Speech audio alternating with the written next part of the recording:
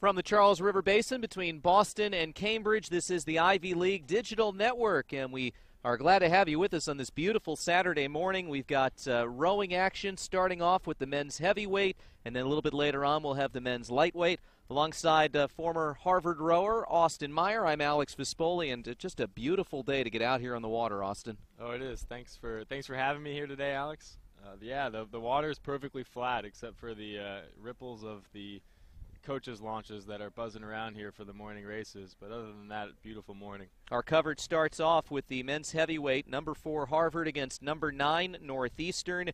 Northeastern 1-1 record this spring. Harvard is 5-0 this spring. And we'll bring you the starting lineups for the varsity 8, which is our first race. We'll have another, the third varsity race on the heavyweight side coming up a little bit later on. Introduce you to Harvard. The coxswain is Cole Durbin, a junior from Newton Center, Massachusetts. The stroke is Liam Corrigan, a sophomore from Old Lyme, Connecticut. And seat 7, it's Lars Lorch, a sophomore from Germany. Vincent Breet is in seat 6, a senior from Alberton, South Africa. His countryman James Johnston is in seat 5, another senior. He's from Cape Town. Alexander Richards is in seat 4, a junior from Watertown, Massachusetts. Connor Harity is in seat 3, a junior from Weston, Mass. Arthur Doyle is in seat 2, a sophomore from London.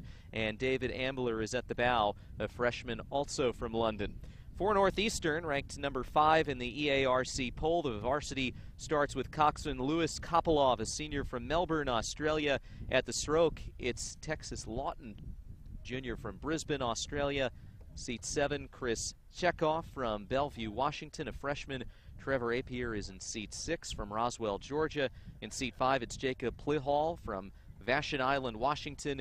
In seat 4, Braden Camp, freshman from Cambridge, New Zealand. Peter Arata is in seat 3, a sophomore from Bellevue, Washington. Ollie Stevens, a freshman from New Zealand, in seat 2. And at the bow, it's Aaron Goodman, a sophomore from Princeton, New Jersey. And we're off and underway for the men's heavyweight. Yeah, it looks like Northeastern has gotten off to a quick, high-rating start. Maybe we've got a couple of seats off the start, but Harvard seems to be eating back into those seats already. We'll see how this shakes out as we get to the 250 mark. Yeah, very close here off the start. Harvard maybe edging just a little bit. Northeastern is the boat closer to your screen. The rowers are in the black tops. Harvard on the far side. They are in the crimson tops, of course.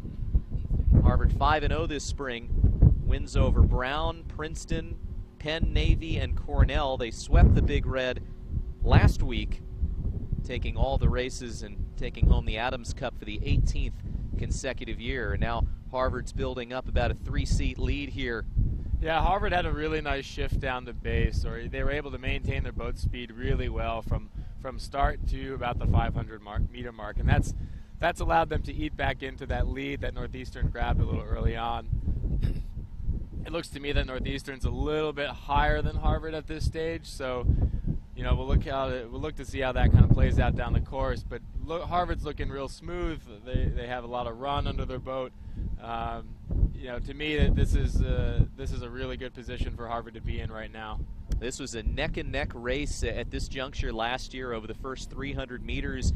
Very, very tight. Harvard led after the first 500 meters by about 4 seats. And, as we pass that 500-meter mark, they've extended that lead now about a 7 or 8 seat advantage here over the Huskies. Now I can see Cole Durbin looking over in that bow ball, and he's probably telling his guys, get me past that bow ball, get me past that bow ball. And nearly out to open water here as we get closer to the Harvard Bridge. They are racing for the Smith Cup, named after former Harvard and Northeastern boatman Charlie Smith. Trophy that started back in 1989. Harvard has won this cup 25 times, including 19 consecutive years. Crimson continuing to build out this lead now, almost a full length between the Crimson and the Huskies as we get close to the halfway point of this race. It looks like Northeastern's doing a nice job not letting them get away too far. This race has always been exciting. Back when I was rowing, this race was decided oftentimes by less than a boat length. It seems like Harvard was just able to break open water now. And I think we'll probably look to continue its lead down the course. We'll see what Northeastern can do here in the second half of the course. As we head under Massachusetts Avenue above us, getting set for the second half of this race. It's always interesting when these teams meet up, with the Northeastern Boathouse just a couple hundred yards up the river. It's a unique rivalry with another Boston area team with the Crimson, but the Harvard Crimson first varsity rowers are out to an open water lead here over Northeastern. Harvard seeing the Huskies, which swept Brown on the Seekonk River for the Dreisacher Cup last time out. They've had a week off to train. The thought was that Northeastern would come in very ready to go here. And Harvard has certainly more than held its own, although Northeastern looks like it's trying to eat into the Crimson advantage here as we get close to the MIT Boathouse. Yeah, it's been a nice third 500 by Northeastern so far. The margin hasn't increased too much. I'd still say that Harvard has been able to eke out a little bit more water between them. But yeah, this boat made up of mostly Massachusetts and international students seems to be rowing in a very distinctive Charlie Butt style. He's done a really nice job in taking on obviously a very well-established program from a legendary coach, Harry Parker. And it seems like this crew is looking like, you know, what the lightweight crews of Charlie Butt back in the day looked like, but with some bigger guys. Charlie Butt in his 4th year with the heavyweight men, his 32nd season with the Harvard rowing program, and here well into the final 500 meters, the Crimson continue to eke out this lead that really started when we got close to the 500-meter mark, and the Crimson have just been able to continue to slowly but surely put open water between themselves and Northeastern.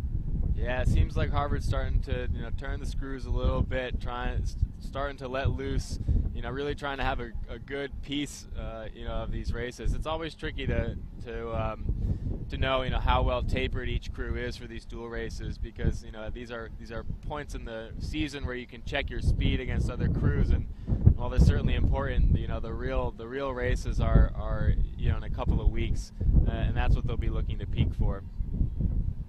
Getting close to the finish here as the first varsity heavyweight men for Harvard on their way to a win here to start off the day of racing on the Charles. Were able to make their move after a very good start by Northeastern to begin this race. But just waiting on the flag to go up, the Crimson will come across in first, with Northeastern coming right behind. Harvard will end up finishing couple seconds ahead of the Huskies here to start off the day, and the Harvard heavyweight men move to 6-0 in the season. So it looked like about 7-second margin, I'd say.